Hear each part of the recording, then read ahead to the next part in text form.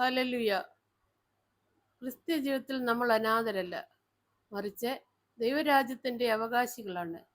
ഭൂരിഭാഗം പ്രസംഗകരും സാമ്പത്തിക കാര്യങ്ങളെക്കുറിച്ച് സംസാരിക്കുമ്പോൾ രണ്ട് തെറ്റായ വഴികളിലേക്ക് പോകാറുണ്ട്. ഒന്നുകിൽ ദാരിദ്ര്യമാണ് വിശുദ്ധി എന്ന് പഠിപ്പിക്കുന്നു, അല്ലെങ്കിൽ കൊടുക്കാൻ മാത്രം പഠിപ്പിക്കുകയും അതെങ്ങനെ ആത്മീകമായി സ്വീകരിക്കണമെന്ന് പറഞ്ഞു തരാതിരിക്കുകയും ചെയ്യുന്നു. വിത്ത് പാകിയ ഒരു കർഷകൻ വിളവെടുപ്പ് നടത്താതെ ഇരുന്നാൽ അത് അപൂർണമാണ്. ഫിലിപ്പിയർ 4:19 അനുസരിച്ച് ദൈവം നമ്മുടെ എല്ലാ ആവശ്യങ്ങളും ദൈവത്തിന്റെ സമ്പന്നതയ്ക്കൊത്തവണ്ണം നൽകും. എന്നാൽ ഈ സമൃദ്ധി തനിയെ ആകാശത്തു നിന്ന് വീഴില്ല. നമ്മൾ അതിനെ വിശ്വാസത്തോടെ വിളിച്ചു വരുത്തണം. ഈ സമൃദ്ധി വിളിച്ചു വരുത്തുവാനുള്ള ചില ആത്മീക തത്വങ്ങൾ. 1. സാമ്പത്തിക മലകളോട് സംസാരിക്കുക. മർക്കോസ് 11:21 പറയുന്ന വിശ്വാസത്തിന്റെ നിയമം സാമ്പത്തിക മേഖലകളിലും ബാധകമാണ്. ആരെങ്കിലും ഈ മലയോട് നീ നീങ്ങി കടലിൽ വീണുപോക എന്ന് പറയുകയും തന്റെ ഹൃദയത്തിൽ സംശയിക്കാതെ താൻ പറയുന്നത് സംഭവിക്കുമെന്ന് വിശ്വസിക്കുകയും ചെയ്താൽ അവൻ പറയുന്നത് അവനുണ്ടാകും. നമ്മുടെ ജീവിതത്തിലെ കടങ്ങൾ, ബില്ലുകൾ, ദാരിദ്ര്യം എന്നിവയെല്ലാം വലിയ മലകളാണ്.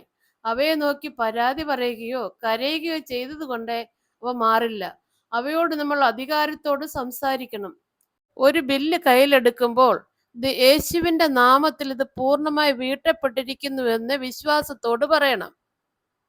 അതുപോലെ അനുഗ്രഹങ്ങൾ എൻ്റെ അടുത്തേക്ക് വരട്ടെ എന്ന് കൽപ്പിക്കാൻ വിശ്വാസിക്ക് കഴിയണം.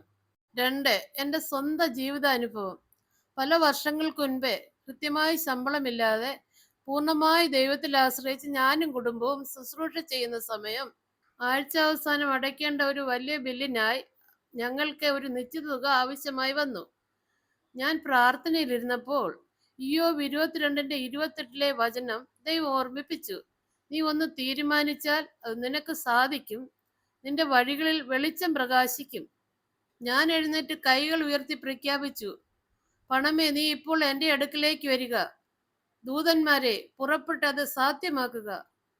ദൈവവചനത്തെ അനുസരിക്കുക. 2 ദിവസത്തിനുള്ളിൽ മുമ്പ് ഒരിക്കലും ഞങ്ങളെ സഹായിച്ചിട്ടില്ലാത്ത ഒരു വ്യക്തിയിൽ നിന്ന് കൃത്യം ആ തുക തപാലിലൂടെ ഞങ്ങൾക്ക് ലഭിച്ചു. ഇത് ആളുകളെ സ്വാധീനിച്ചതല്ല, വിശ്വാസത്തിന്റെ നിയമം നടപ്പിലാക്കിയതാണ്. 3. സമൃദ്ധിയുടെ ലക്ഷ്യം. സാമ്പത്തികമായി സമൃദ്ധിക്ക് വേണ്ടി പ്രഖ്യാപിക്കുന്ന ഒരിക്കലും ആർത്തിയോ സ്വാർത്ഥതയോ അല്ല, മറിച്ച് ദൈവത്തോടുള്ള അനുസരണമാണ്. ആവർത്തന പുസ്തകം 8:18 പറയുന്നത് പോലെ ദൈവത്തിന്റെ ഉടമ്പടി ഭൂമിയിൽ സ്ഥാപിക്കാനാണ് ദൈവം നമുക്ക് സമ്പത്ത് നേടാനുള്ള ശക്തി തരുന്നത്. സമ്പത്ത് നമുക്ക് ലഭിക്കുന്നത് സുവിശേഷം ലോകമെങ്ങും എത്തിക്കാനും, മിഷണറിമാരെ സഹായിക്കാനും, പാവപ്പെട്ടവരെ സഹായിക്കാനും, ദൈവരാജ്യം കെട്ടിപ്പടുക്കാനും വേണ്ടിയാണ്. നമ്മൾ സാമ്പത്തികമായി തകരുമ്പോൾ പിശാചിന് സന്തോഷമാണ്. എന്നാൽ ദൈവമക്കൾ സാമ്പത്തികമായി അഭിവൃദ്ധി പ്രാപിക്കുമ്പോൾ പിശാച് ഭയപ്പെടുന്നു. 4. നാവിന്റെ അധികാരം. സദൃശവാക്യം 18:21 അനുസരിച്ച് മരണവും ജീവനും നാവിന്റെ അധികാരത്തിലാണ്. നമ്മുടെ നാവാണ് സാമ്പത്തിക ജീവിതത്തിന്റെ സ്റ്റിയറിംഗ് വീൽ. സഭയിൽ വിത്ത് വിതച്ച ശേഷം പുറത്തിറങ്ങി എനിക്ക് ഒന്നിനും തികയുന്നില്ല, ഞാൻ കടത്തിലാണ് എന്ന് പറയുന്നത് സ്വന്തം കൈകൊണ്ട് വിത്ത് തട്ടിക്കളയുന്നതിന് തുല്യമാണ്. യാക്കോബ് 1:6-7 പറയുന്നത് പോലെ സംശയിക്കുന്നവൻ വചനത്തിന്റെ ഫലം പ്രാപിക്കുന്നില്ല. ഇത് ഒരു മാന്ത്രിക വിദ്യയോ പെട്ടെന്നുള്ള മന്ത്രോച്ചാരണമോ അല്ല, ഇതൊരു ജീവിത ശൈലിയാണ്. ഒരു കർഷകൻ വിത്ത് പാകി അടുത്ത ദിവസം തന്നെ വിളവെടുക്കാൻ നോക്കില്ല. അവൻ അതിനെ വെള്ളമൊഴിക്കുകയും കാത്തു സൂക്ഷിക്കുകയും ചെയ്യും. അതുപോലെ നമ്മുടെ നിരന്തരമായ വിശ്വാസ പ്രഖ്യാപനങ്ങളാണ് ആ വിത്തിന് വെള്ളമൊഴിക്കുന്നത്. 5. ദൂതന്മാരെ നിയോഗിക്കുക. സങ്കീർത്തനം 103:20 പറയുന്നു, യഹോവയുടെ വചനത്തിന്റെ ശബ്ദം കേട്ട് അവിടുത്തെ കൽപ്പനകളെ അനുസരിക്കുന്നവരായി ബലവാന്മാരായുള്ള അവന്റെ ദൂതന്മാരെ. ബൈബിളിൽ എഴുതി വച്ചിരിക്കുന്ന വചനം നമ്മുടെ നാമത്തിൽ, നമ്മുടെ ശബ്ദത്തിൽ പുറത്തു വരുമ്പോൾ ദൂതന്മാർ അത് കേൾക്കുകയും അന്തരീക്ഷത്തിൽ കാര്യങ്ങളെ ക്രമീകരിക്കാൻ തുടങ്ങുകയും ചെയ്യും.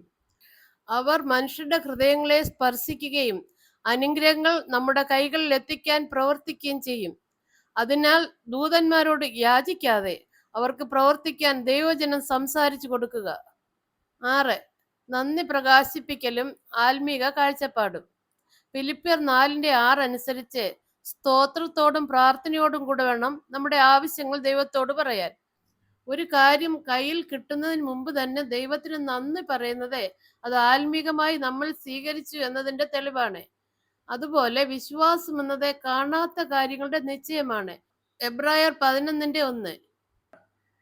അബ്രഹാം ഇസഹാക്ക് ജനിക്കുന്നതിന് മുൻപ് തന്നെ അനേകം ജാതികളുടെ പിതാവായി കണ്ടതുപോലെ നമ്മുടെ കടങ്ങൾ വീട്ടപ്പെട്ടതായും ബാങ്ക് അക്കൗണ്ടുകൾ നിറഞ്ഞതായും ആത്മീയ കണ്ണുകളാൽ കാണാൻ നമുക്ക് കഴിയണം. 7. ദൈവവചനവും സമൃദ്ധിയും.